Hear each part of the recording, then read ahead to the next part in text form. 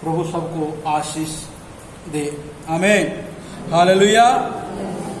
जैसे कि हमने पढ़ा है, क्योंकि मैं तुम्हारा परमेश्वर यहोवा इस कारण अपने को शुद्ध करके पवित्र बने रहो, क्योंकि मैं पवित्र हूँ। इसलिए तुम किसी प्रकार से रेंगने वाले जंतु के द्वारा जो पृथ्वी पर चलता है अपने आप को अशुद्ध ना करना, क्योंकि मैं वह यहोवा हूँ जो तुम्हें मिस्र देश से इसलिए निकाल ले आया हूँ कि तुम्हारा परमेश्वर ठहरूं। इसलिए तुम पवित्र बनो, क्योंकि मैं पवित्र हूँ। Hallelujah, hallelujah. परमेश्वर का वचन, परमेश्वर का वचन लय व्यवस्था की किताब 11 उसका 44 और 45 में इस प्रकार क्या कहता कि मैं तेरा परमेश्वर क्या हूँ, यहोवा पवित्र हूँ। हालेलुया। कहता मैं तेरा परमेश्वर यहोवा पवित्र हूँ, इसलिए तू भी पवित्र बनो और किसी भी प्रकार के जंतु के द्वारा अपने आप को आप पवित्र ना ठहराओ। हालेलुया। इस्राएल को परमेश्वर ने एक स्पष्ट रूप से चेतावनी दिया था कि मैं तेरा परमेश्वर यहोवा क्या हूं, पवित्र, इसलिए तू भी पवित्र बन।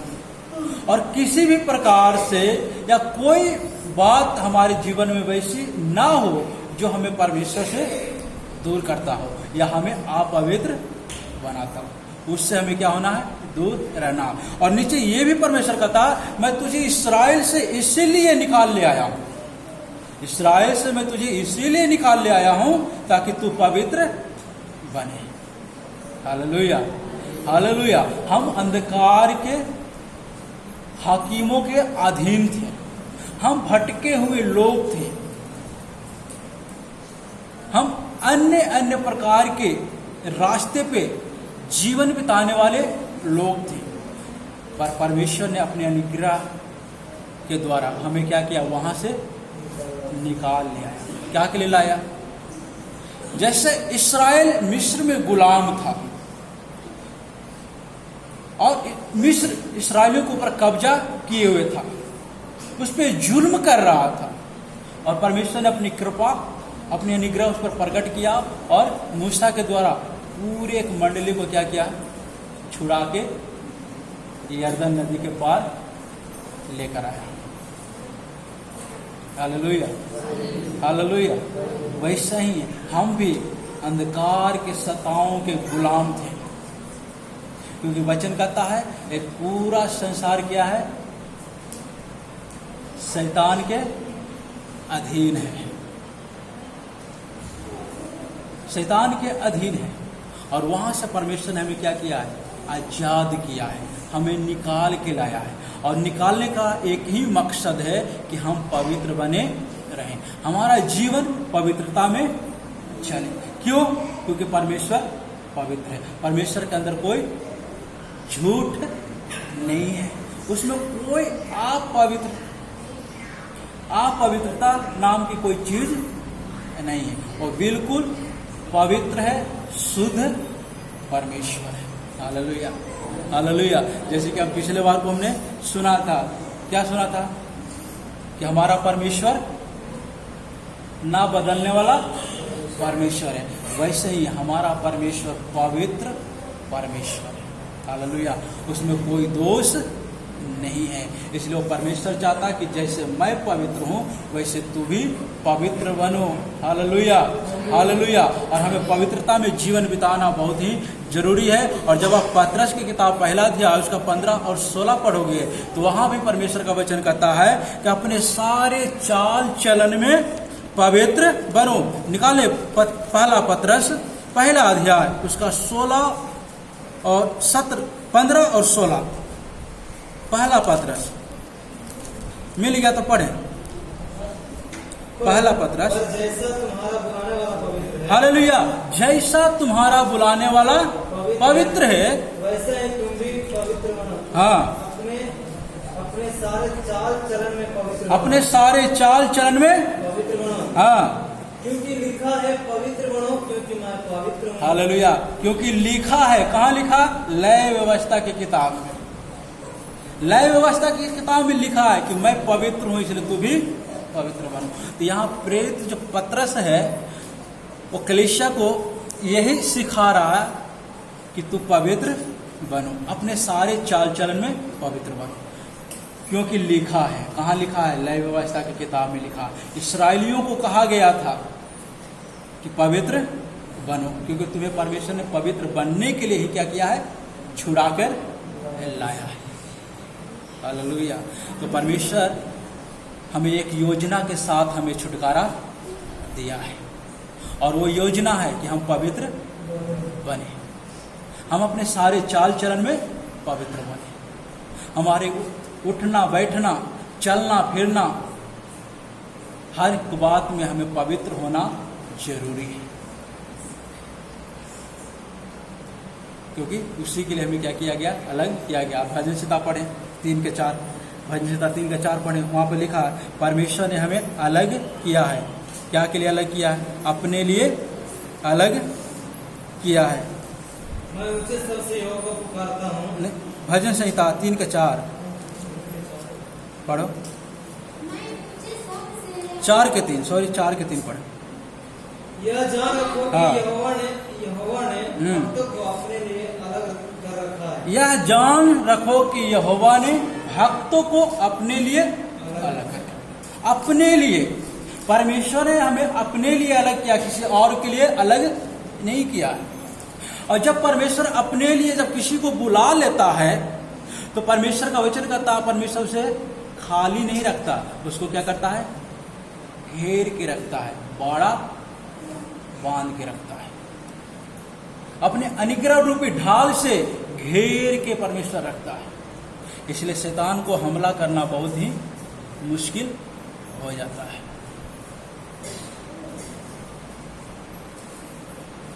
अय्यूब के बारे में हम सब लोग जानते हैं। अय्यूब परमेश्वर से अनुमति लेता है। क्या के लिए अनुमति लेता है?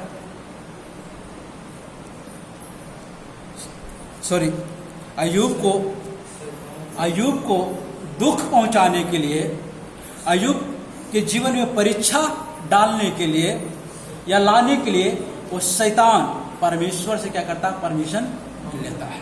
क्यों परमिशन लेता है? क्योंकि वो शैतान स्वयं कहता है कि तुमने क्या किया? अय्यूब को बाड़ा लगा के रखा है, तुमने घेर के रखा है, और जब वो बाड़ा टूटेगा तभी हम उसको क्या कर सकते हैं? परीक्षा ले सकते हैं, नहीं तो नहीं ले सकते। तो परमेश्वर हमें अपने लिए अलग किया है, किसी गैर के लिए नहीं, शैतान के हकीमों के लिए नहीं। ये बात को हम समझें।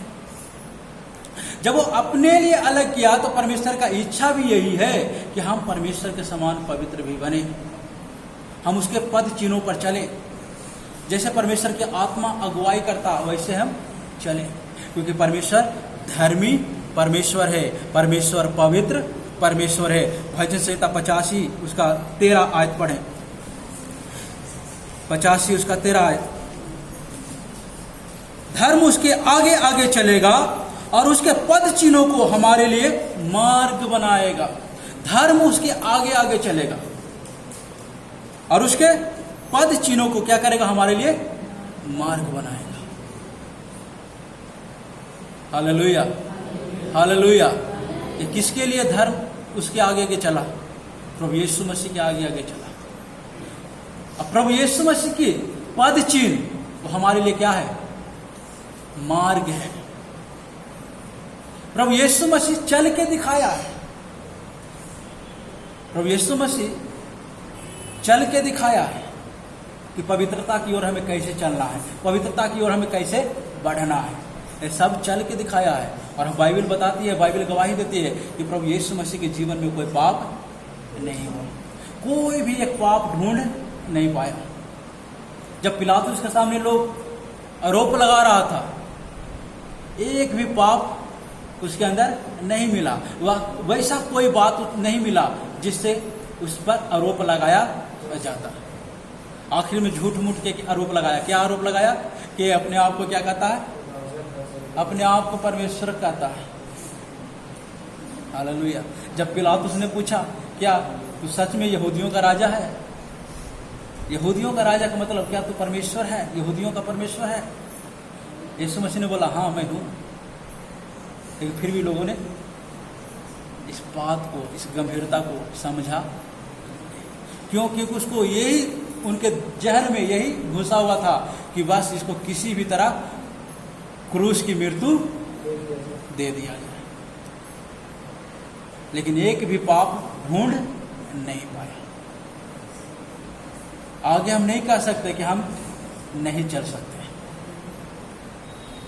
हम अपना बचाव भी नहीं कर सकते कि आपके वचन पर चलना बहुत कठिन है। प्रभु यीशु मसीह ने चल के दिखाया है, हालेलुया। और उसी के पद चिन्हों पर हमें चलते चलते जाना है, हालेलुया, हालेलुया, हालेलुया। जब आप उसके पद चिन्हों पर चलोगे, जैसे मत्ती के किताब 5 अध्याय उसका 8 आयत कहता है, मत्ती रचित सुसमाचार 5 उसका 8 आयत,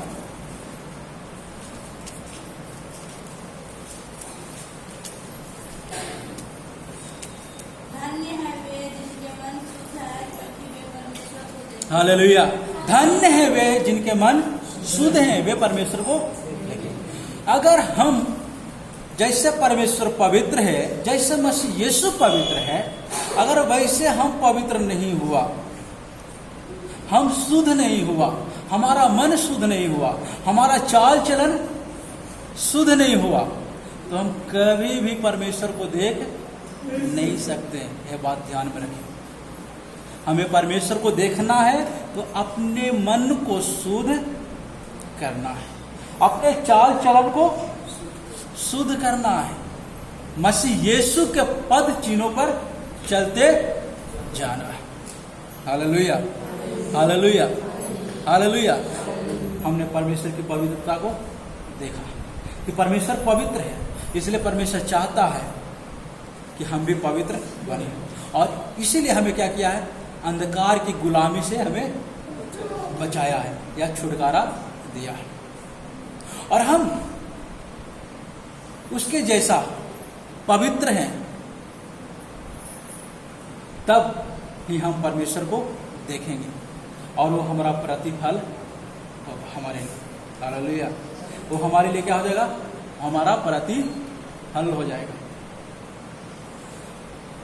और नहीं तो फिर क्या होगा, हम वचन को सुन रहे हैं कि परमेश्वर पवित्र है, पवित्र है, और हमें भी पवित्र बनने के लिए परमेश्वर ने कहा है, लेकिन हम पवित्र बन नहीं रहे। हम जैसे पहले जी रहे थे वैसे आज भी जी रहे हैं, तो हमें कोई प्रतिफल मिलने वाला नहीं है। पर क्या मिलने वाला, न्याय मिलने वाला है। आप पढ़ के देखें, राजाओं के किताब पहला राजा, यहां पर एक व्यक्ति है, उस व्यक्ति के बारे में हम पहला राजा की किताब दूसरा अध्याय उसका 27, 2 के 27। और सुलेमान ने एहतियात को यहोवा की आदत होने के पद से उतार दिया। हालेलुया। बस यहां पर ऐसा लिखा है कि सुलेमान ने एबियातार को यहोवा के याजक होने के पद से क्या किया, उतार दिया। ये एबियातार कौन है पता है, एक याजक है। और ये कौन याजक, क्यों इसको याजक पद से उतार दिया, क्यों उतार दिया? जब सुलेमान राजा बना तभी एबियातार को याजक पद से उतार दिया। जो याजक पद था उसको छीन लिया। और जब आप पढ़ोगे आगे तो ऐसा कहा गया कि उसको छीन ही नहीं लिया, उसको मार भी दिया। क्यों पता है? ये एबियातार वो व्यक्ति है जो अदोनियाह को क्या किया था, राजा बनने के लिए सहायता किया था। अदोनियाह कौन है पता है? दाऊद का बड़ा बेटा है, सुलेमान का भाई है, बड़ा भाई है। लेकिन परमेश्वर ने अदोनियाह को नहीं चुना था राजा होने के लिए, इस्राएल का राजा होने के लिए। परमेश्वर ने सुलेमान को चुना था, और दाऊद भी सुलेमान को चुना था राजा होने के लिए। लेकिन ये जो अदोनियाह है वो अपने आप को राजा मान लिया, क्यों? क्योंकि उसका पिता मरने वाला था, मरा नहीं था, मरने वाला था। और जब अदोनियास जब सुना कि मेरा पिता मरने वाला है, तो उसके बाद हम बड़ा जो जेठ होता था, जो बड़ा बेटा होता था, वो राजा उसको बनाया जाता था। तो ये अपने आप को क्या किया? राजा घोषित कर दिया, अपने आप को राजा बना लिया। और यह राजा बनने में इसको मदद भी कौन किया था? ये याजक मदद किया था। याजक के बिना कोई राजा नहीं बन सकता, क्योंकि याजक को बहुत महत्वपूर्ण काम करना होता था। राजा वो याजक जो था ना, वो राजा बनने के लिए उसको अभिषेक करता था, उसके सर के ऊपर तेल डालता था और अभिषेक करता था, तब जाके वो राजा बनता था। और ये एब्यातार क्या किया था? अदोनिया को राजा बनने के लिए मदद किया था। जब सुलेमान जब राजा बना, जब ये बात उसे पता चला, ये दोनों को मरवा दिया। अदोनिया को भी, जो बड़ा भाई था, उसको भी मरवा दिया, और एब्यातार जो याजक था, पहले उसको याजक पद छीना, उसके बाद उसे मार दिया। एक याजक को पद पर रहते हुए नहीं मार सकता, मारना अपराध था। इसलिए पहले क्या किया गया? याजक पद छीना गया, उसके बाद उसे मारा गया। समझ में आ रहा है? ये दोनों ने परमेश्वर के विरोध में काम किया था। ये सुलेमान मारा, लेकिन संकेत परमेश्वर ने इसे दिया था मारने के लिए। परमेश्वर के विरोध में काम किया। अब पुराने नियम में आगे साउल के बारे में आप पढ़ सकते हो। साउल भी गलत किया, साउल भी परमेश्वर के विरोध में काम किया। साउल को भी परमेश्वर ने क्या किया? राजा होने के लिए नहीं समझा, बोला कि अब ये राजा होने की योग्य नहीं है। उससे राजा छीन के दाऊद को बना दिया, जो कि दाऊद को राजा बनने का उम्र भी नहीं था, छोटा था। तो परमेश्वर गलत को क्या करता? बर्दाश्त नहीं करता। क्यों? क्योंकि परमेश्वर क्या है?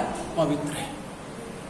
आज गलत कर रहे हो, आप गलत कर रहे हो, आपको सजा नहीं मिल रहा, ठीक है, इसका मतलब ये नहीं कि परमेश्वर बदल गया। परमेश्वर बदला नहीं है, इंतजार कर रहा। कहीं ऐसा ना हो कि पूरी की पूरी सजा एक ही दिन गिर पड़े। हालेलुया।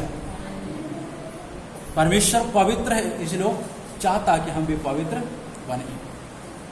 पवित्र बनेगा, उसका प्रतिफल परमेश्वर ने हमारे लिए ठहराया है। और ये प्रतिफल ठहराया कि हम परमेश्वर को देखेंगे, और नहीं तो फिर हमारे ऊपर न्याय आएगा, दंड आएगा।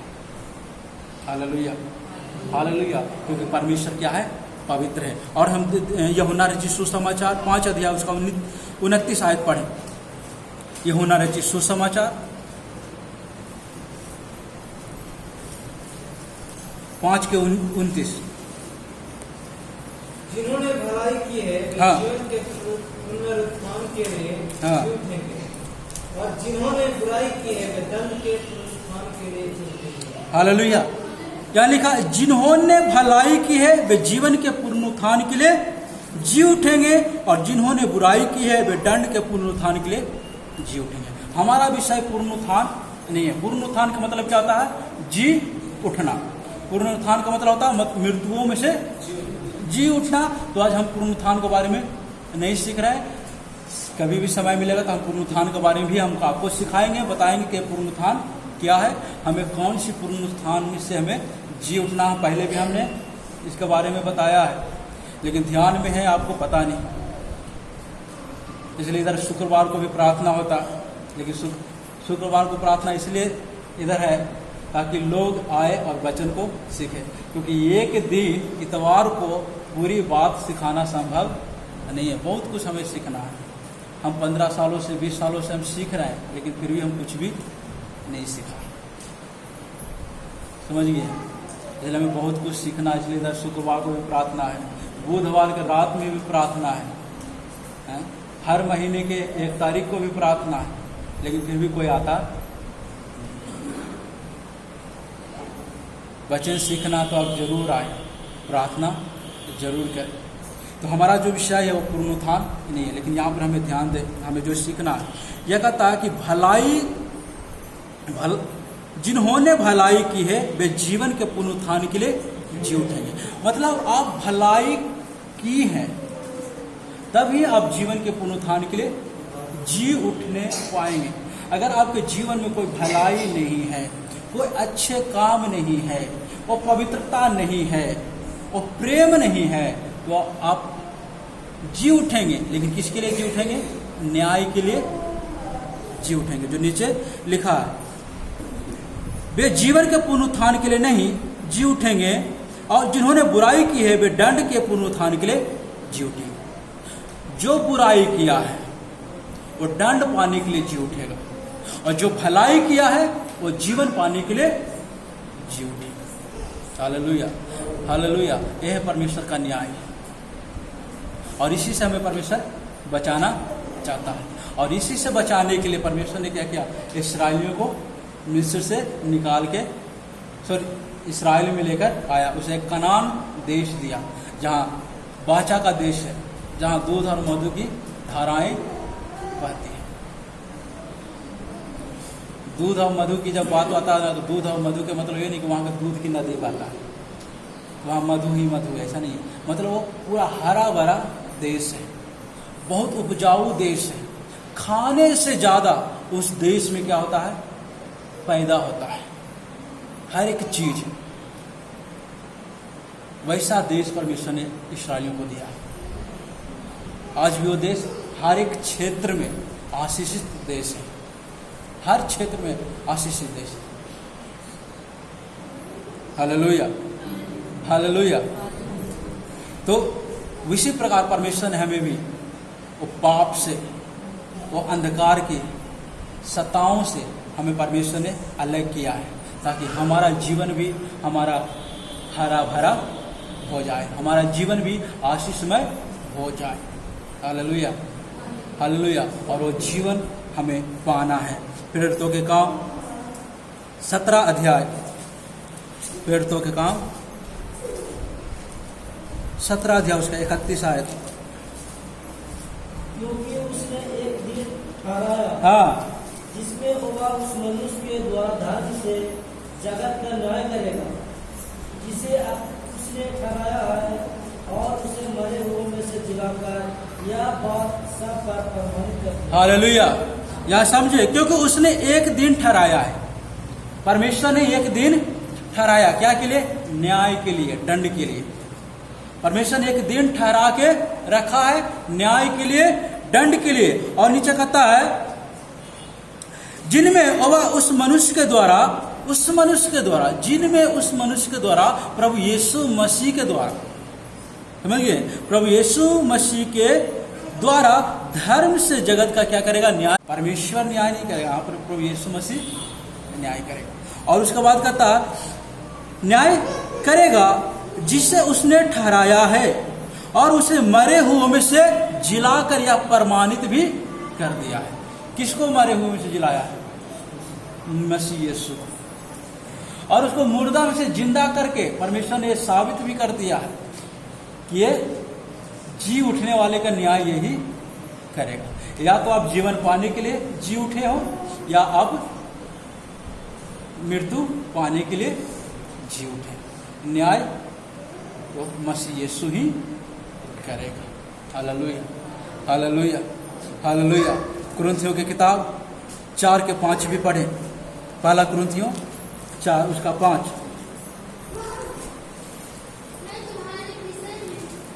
हाँ, 4 के 5। इसलिए जब तक प्रभु न आए, हाँ, समय से पहले किसी बात का न्याय न करें। हालेलुया। इसलिए परमेश्वर का वचन कहता है, जब तक प्रभु ना आए समय से पहले न्याय ना करो। परमेश्वर ने ठहरा के रखा है न्याय के लिए, इसलिए जब तक मसीह यीशु आ ना जाए तब तक हम किसी का न्याय ना करें। उसके बाद कि वही अंधकार की छिपी बातें ज्योति में दिखाएगा, और मनो के अभिप्रायों को प्रकट करेगा। तब परमेश्वर की ओर से हर एक की प्रशंसा होगी। वही जब वो प्रकट होगा, जब वो आएगा, तो जितना अंधकार में छिपा हुआ है वो सबको क्या करेगा? ज्योति में लेकर आएगा। जो मन में किसके मन में क्या चल रहा है, वो वही परमेश्वर क्या करेगा, प्रकट करके देगा। Hallelujah, hallelujah, hallelujah. इसलिए समय से पहले किसी का न्याय अभी नहीं करने का अनुमति दिया गया है। परमेश्वर ने एक समय ठहराया है और उस समय के में जरूर वो परमेश्वर न्याय करेगा या दंड देगा। पुराने नियम जब हम पढ़ते हैं, पुराने नियम में परमेश्वर ने न्याय के लिए कोई समय नहीं ठहराया था। अब पुराने नियम पढ़ें, पुराने नियम में परमेश्वर ने कोई समय नहीं ठहराया था। इसलिए जब कोई गलती करता था तो तुरंत उसे परमेश्वर क्या करता था, सजा देता था।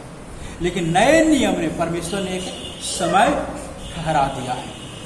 इसलिए आज हम कितना भी गलती कर लें, हमें दंड नहीं मिल रहा, क्योंकि वो समय के पर ही हमें क्या होगा, दंड मिलेगा। जो समय ठहराया है उस समय पर ही हमारा न्याय किया जाएगा। Hallelujah, hallelujah, hallelujah. इसलिए परमेश्वर की वचन यही कहता है कि जैसे परमेश्वर पवित्र है वैसा हम भी पवित्र बने। बहुत कुछ बोलने के लिए, बहुत बातों को हमने छोड़ दिया है, लेकिन आप ध्यान दें, परमेश्वर पवित्र है, वो हमें अलग किया है और उसकी इच्छा है कि हम भी पवित्र बने, अपने सारे चाल चलन में पवित्र बने। हालेलुया। हम पवित्र बनेंगे, उसका प्रतिफल भी परमेश्वर हमें देगा, और प्रतिफल यही है कि हम परमेश्वर को देखेंगे। उससे बड़ा प्रतिफल आप देखेंगे। जिस परमेश्वर को देखने के लिए मूसा भी तरसता था, जो आमने सामने बात करता था, लेकिन मूसा परमेश्वर को देखना चाहता था, बहुत कोशिश किया, छिप कर, झुक कर, न चाहे कैसे वो देखने की कोशिश करता था। परमेश्वर ने उसे मना किया कि तुम मुझे देख नहीं सकते। हालेलुया। उस परमेश्वर को हम देखेंगे। Hallelujah, hallelujah. इससे बड़ा प्रतिफल कोई और है? अगर हम पवित्र नहीं हैं तो परमेश्वर का न्याय भी हम पर आएगा, और उसके लिए एक समय परमेश्वर ने ठहराया है, उस समय पर न्याय किया जाएगा। Hallelujah, hallelujah, hallelujah. आए प्रार्थना करें, अपने आंखों को बंद करें, हम सब मिलकर प्रार्थना करें। जो हमने वचन सुना है,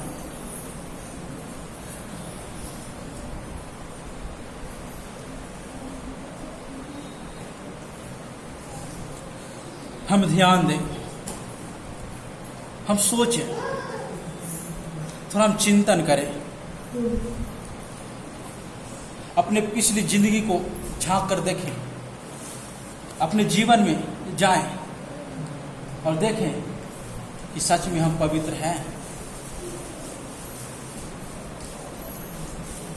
सच में हमने मसीह यीशु के पद चिन्हों पर चला है, जैसे मसीह यीशु कहता है पद चिन्हों पर चलने के, हमने चला है। उसका प्रेम हमारे अंदर है, उसकी दया हमारे अंदर है। हम अपने जीवन की प्राथमिकता मसीह यीशु को देते हैं। अगर कोई व्यक्ति हमें अपमान करता है तो हम उसे चुपचाप सह लेते हैं। देखिए,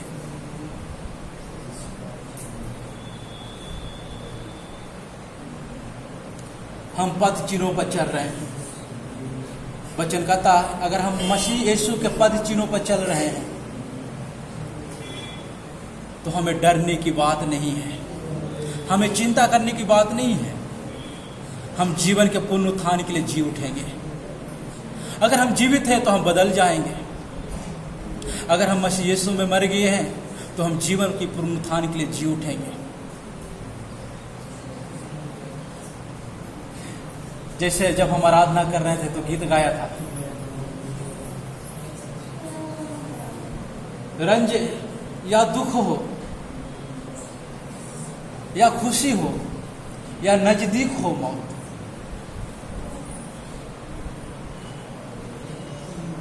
कितना भी नजदीक हो, खुशी में हो, दुख में हो, या हम मौत के नजदीक हो, क्या हमारे जीवन का ज्योति मसीह यीशु है।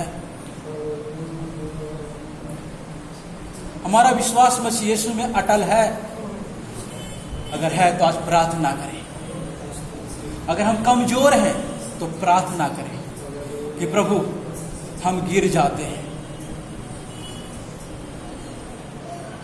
हम चलना चाहते हैं, पवित्र होना चाहते हैं, पर हम गिर जाते हैं। अगर सच में आप गिर जाते हैं तो आप प्रार्थना करें, प्रभु अपनी आत्मा की अगुवाई हमारे जीवन में दें। आप स्वयं हमें पिता अपने पद चिन्हों पर चलाएं।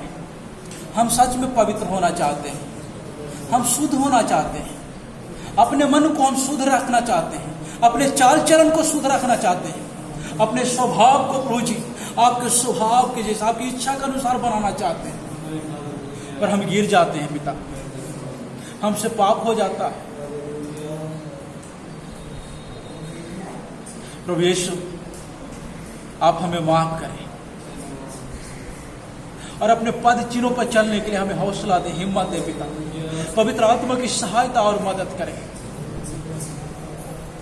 आपकी प्रेम के लिए पिता, आपकी दया के लिए हम प्रार्थना करते हैं। सब मिलकर प्रार्थना करें, सब मिलकर प्रार्थना करें।